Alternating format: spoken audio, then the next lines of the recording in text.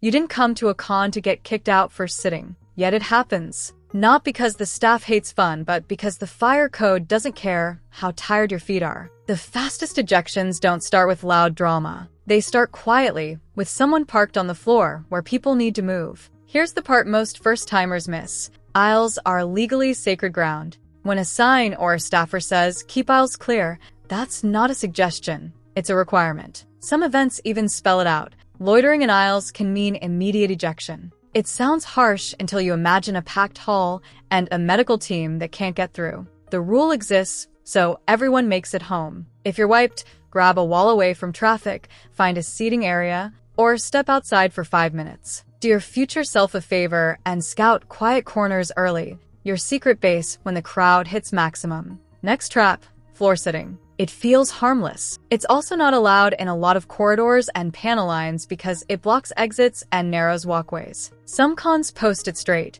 Seating beyond a room's capacity and sitting in aisles violate fire regs. Translation: sitting becomes a safety issue the moment the room fills. Staff will nudge you up first, refuse twice, and the conversation gets shorter. Your move is simple: stand, shuffle, or relocate. Save the sit for designated seating or the lounge. Think of it as line etiquette for the whole building. And then there's the sleep thing. It's late. You're running on caffeine and vibes. The carpet is whispering your name, but sleeping in lobbies, hallways, or public rooms. Usually banned. Some shows warn you'll be moved. Others say repeat offenses can get you removed from the con. It's less no naps allowed and more, we can't have people sleeping in egress routes or turning the lobby into a campsite. If you crash in your room. If money's tight, team up on a room share, set alarmed breaks, and pack a snack to prevent wall-to-wall burnout. You didn't grind on that cosplay to get bounced for a power nap.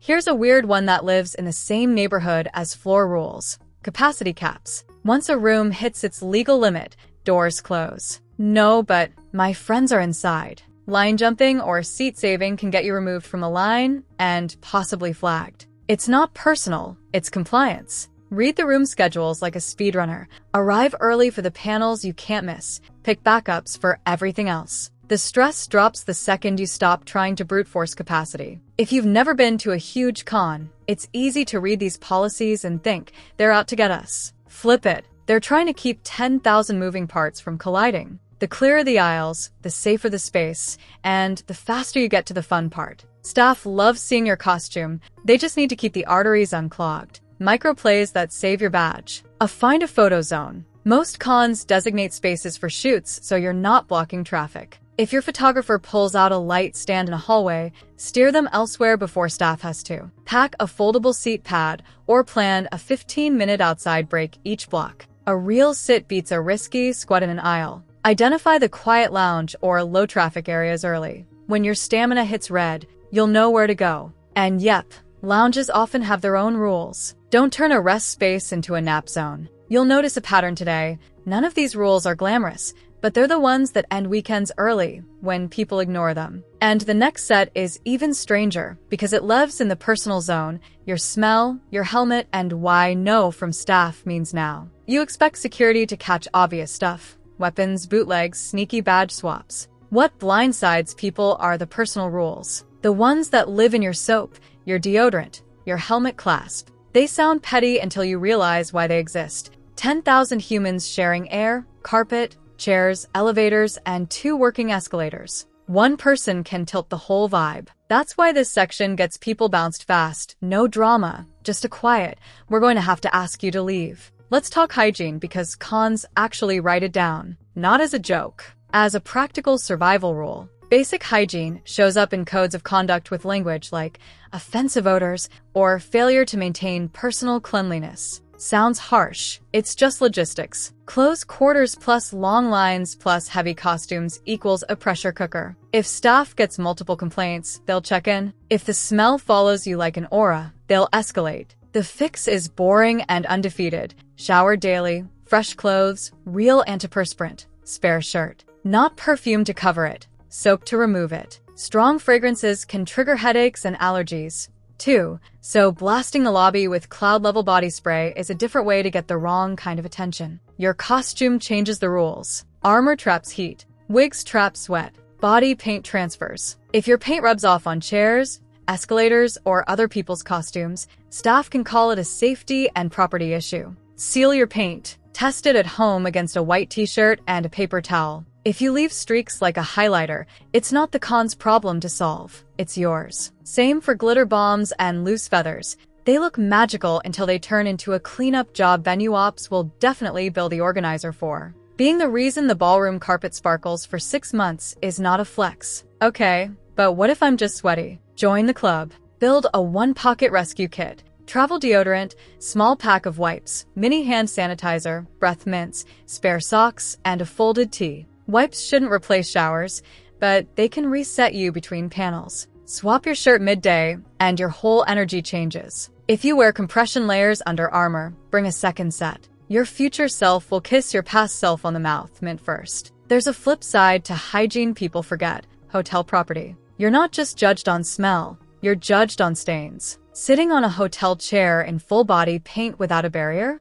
That's a phone call you don't want. Spray ceiling in the hallway? No. Seal and set makeup in your room with a towel barrier. Bring a dark towel or bedsheet to sit on if your costume sheds color. Treat every fabric surface like it belongs to someone who sends invoices. Now the rule almost no one expects: mask helmet compliance. Not the health kind, although cons can set those rules too, but the visibility and ID kind. If staff can't verify your identity during a check, or your face covering makes communication impossible, they can tell you to temporarily remove it. If you refuse, you've turned a small interaction into a fast ejection. This isn't about ruining your photos, it's about safety and liability. Security needs to confirm who they're talking to, and cameras need to see faces in certain areas. 5 seconds up, 5 seconds down. Problem solved. Most people comply. The ones who argue don't keep their badges long. Helmets and full head masks have another twist: line of sight. If your vision is tunnel level and you're bumping people, staff will step in. If your costume blocks your ears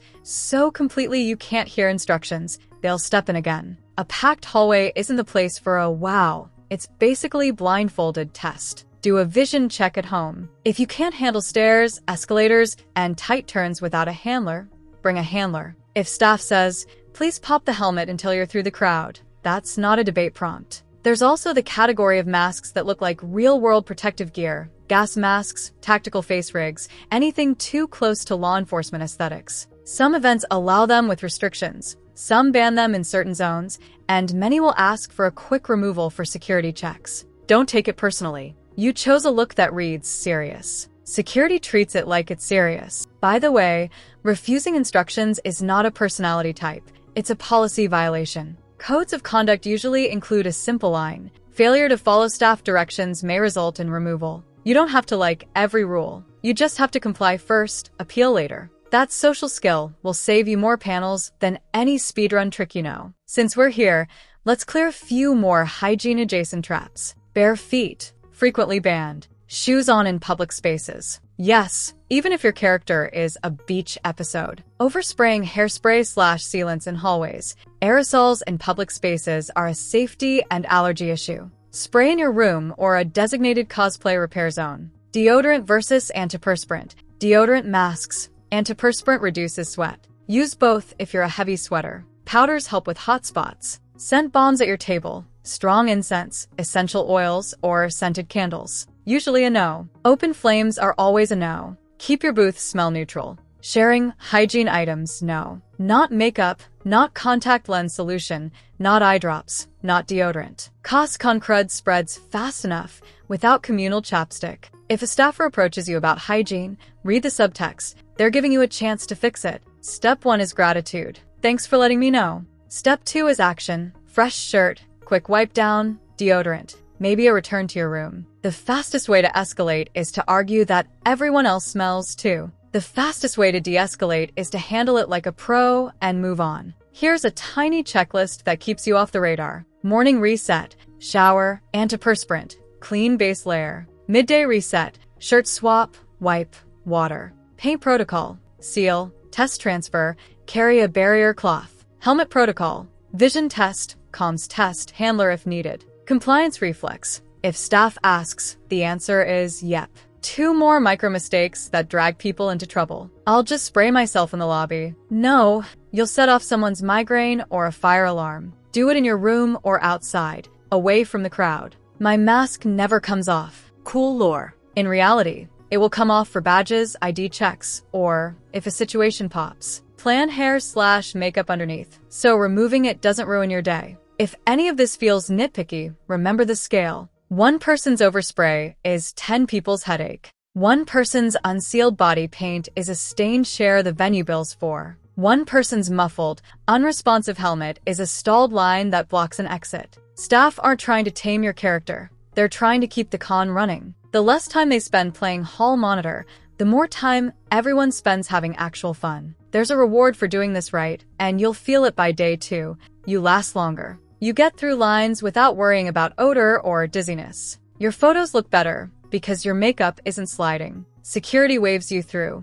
because you're cooperative and clear. You become the person people want in their group shots, in their cues, in their late-night plans. Not because you smell like a flower, but because you respect the space. And that respect shows up in other rules that can end a weekend instantly: badges and borrowing. Sharing credentials looks harmless until you see how fast it gets a badge nuked and a person banned. Press badges, creator passes, exhibitor wristbands, different names, same outcome. It's the one shortcut that always costs more than it saves. The quickest way people lose a whole weekend isn't a dramatic outburst or a viral moment. It's a quiet rule. What's printed on your chest? Badges look like plastic souvenirs. They're actually contracts. Break how they're used, and staff won't argue. They'll pull. Start with the myth that never dies. I can just lend my badge. At many cons, that's a hard no. Big shows spell it out in registration terms. Do not sell, trade, or share your credential. If security checks IDs and your name doesn't match, the conversation ends with a revoked badge and no refund. Some events even cite local ordinances against resale on public property for good measure. Translation: your shortcut is a one-way speedrun to the exit. But my friend said their con allows transfers. Sometimes, for specific badge types. For example, Anime NYC's fan badges are currently listed as transferable. You pass the physical badge, but the event is crystal clear that special credentials like press and creator are not. Different badge classes, different rules, and the strict ones are really strict. If you try to borrow a press or a creator pass, expect an instant pull and a permanent note on your name. When in doubt, check the exact badge category, not just the con name. Here's why the clampdown is so firm. Badges control liability, crowd counts, and access. They're how organizers keep rooms legal, audit attendance, and protect special spaces, backstage, pit, photo lanes. If sharing were a free-for-all, capacity planning collapses. That's why some events also run random ID checks, to keep the system honest. If your photo ID and badge don't match, you're done. No storyline, no sequel. It's not just lending. Buying the wrong badge gets people clipped, too. Press/creator credentials are work tools, not discount tickets. If someone sells you their press pass, you didn't score a deal. You stepped on a landmine. The written policy is blunt, non-transferable. Violate it and both parties can get banned. Not the souvenir you wanted. Then there's a rule almost nobody mentions until it explodes: abusing accessibility privileges. If you slap on an ADA sticker you don't qualify for, or misuse priority seating, you're not gaming the system. You're risking badge revocation on the spot. Staff take this personally because it harms the people the system is built to protect. Don't touch ADA systems unless you actually need them. Okay, so how do you keep your name clean and your weekend intact? The No Drama Badge Playbook. Buy the badge you'll use in your name for your role. If plans change, follow the event's official transfer/refund process if it exists. My cousin's cousin said it's fine, won't save you at the door. Assume special creds are locked. Press, creator, exhibitor are work IDs. If you didn't earn them through the cons application page, you don't use them, period. Carry photo ID. Some events run random checks. If your name doesn't match, the badge becomes pocket decor. Don't borrow access. Getting waved behind a barrier by a friend with a different badge tier still breaks the rules. If you're not cleared for a zone, don't enter. Staff radios travel faster than you think.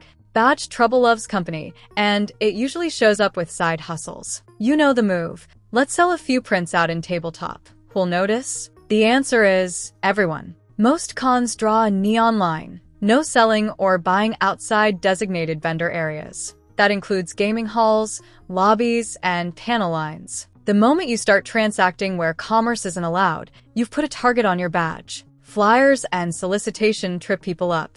2. Many cons ban passing out cards or posting signs anywhere except approved zones, and some ban random flyering entirely. Organizers don't want a venue turned into a paper blizzard, or attendees harassed by guerrilla marketing. If staff catch you distributing promo without permission, they can and do toss the badge. If you're promoting, ask for the official method, or keep it digital and consensual. What about just trading? Or taking commissions on the sly? If money or goods change hands, you're back in unauthorized vending. Even artist-to-fan meetups in gaming spaces can cross the line if they substitute for a sale on the floor. The rule of thumb is simple: if it looks like a shop, the con will treat it like a shop and shut it down unless you're contracted to sell in that area. One last curveball: content that gets you flagged before you even talk. Some events explicitly list hate symbols and related costume content as grounds for removal. Others fold it into harassment, discriminatory, or demeaning conduct. If your cosplay uses iconography that reads like real-world hate,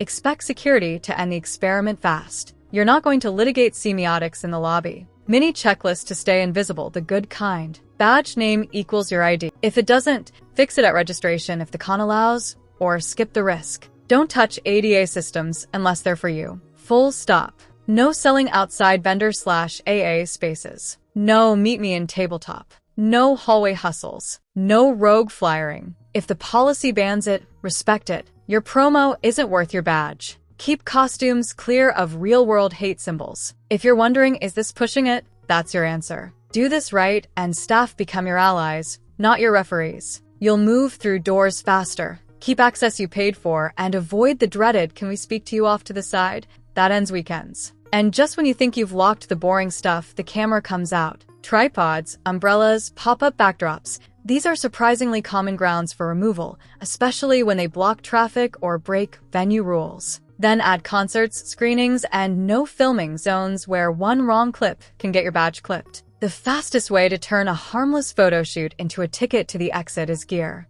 Not props, photo gear. Tripods that slice the aisle in half. Umbrellas that turn a hallway into a studio. Pop-up backdrops that swallow a fire lane. None of it looks evil. All of it gets people removed. Why? Because a con floor isn't your set. It's a moving river with rules, and anything that blocks flow becomes a safety issue, not an art debate. Start with the golden rule. If it touches the floor, it's a hazard. Stands, light poles, sandbags, security sees obstacles, not equipment. Handheld is fine. A tiny clamp in a designated photo zone can be fine. But a full setup in a corridor hits 3 violations at once: blocking traffic, creating a trip risk, and building a crowd. If staff asks you to pack it up, that's the gentle version. Ignore it twice and you're walking out. Filming has its own landmines. Concerts and screenings often run zero tolerance on recording.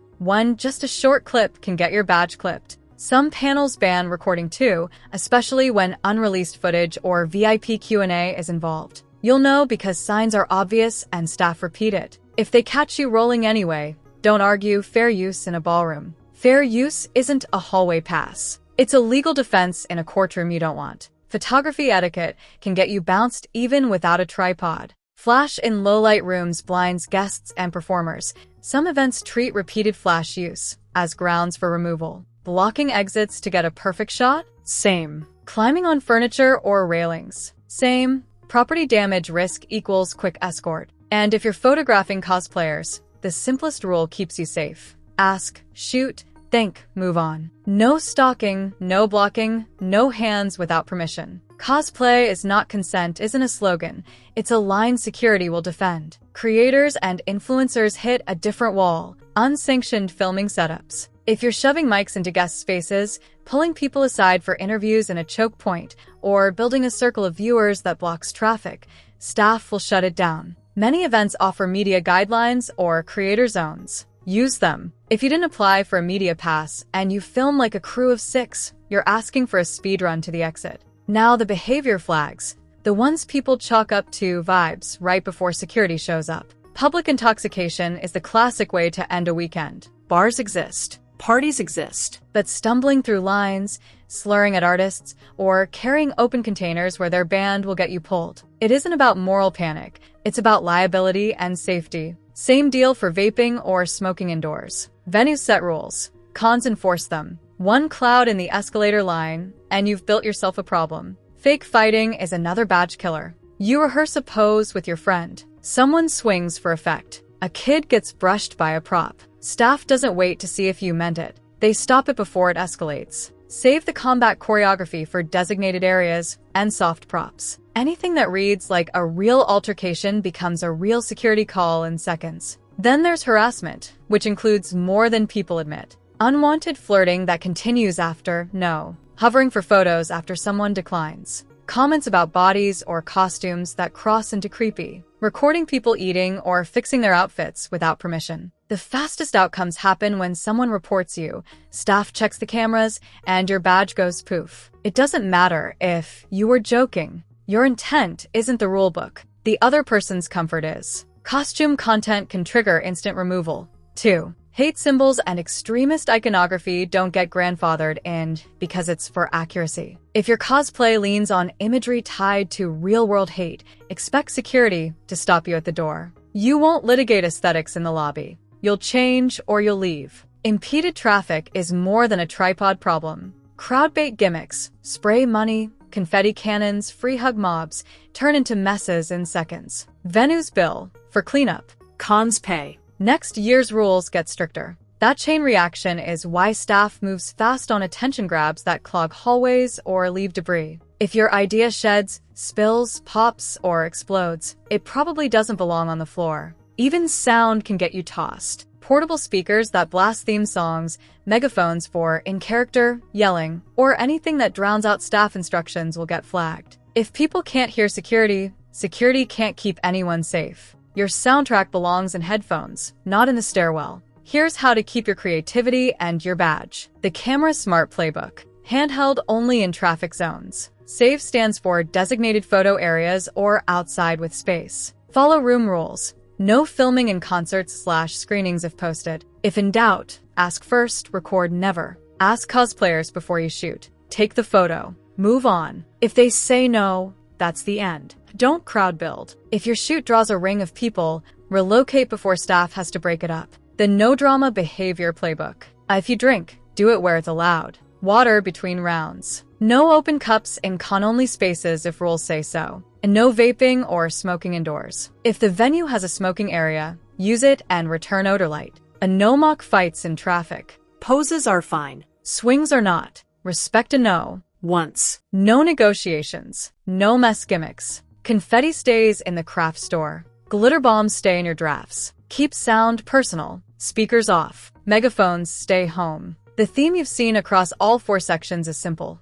Scale. One person's shortcut becomes a problem at 10,000 scale. That's why weird rules exist. They aren't trying to tame your fun. They're trying to protect it so everyone can play. 10 weird reasons people get kicked out. Sitting or blocking aisles, fire code. Sleeping in public spaces. Hygiene violations or paint/glitter fallout. Refusing staff requests to remove masks/helmets or identify yourself. Badge sharing or buying/selling special creds. Unauthorized vending or rogue flyering. Tripods/umbrellas/backdrops in traffic zones. Recording where it's banned. Public intoxication or indoor vaping/smoking. Staged fights, swinging props, or chaos bait gimmicks. Hate symbols or costume content that crosses real-world lines. The survival one-liner. Comply first, appeal later. Ask before you shoot. Keep the aisle clear. Respect a no. Don't turn art into obstacles. You'll be shocked how far that gets you. Staff smile more.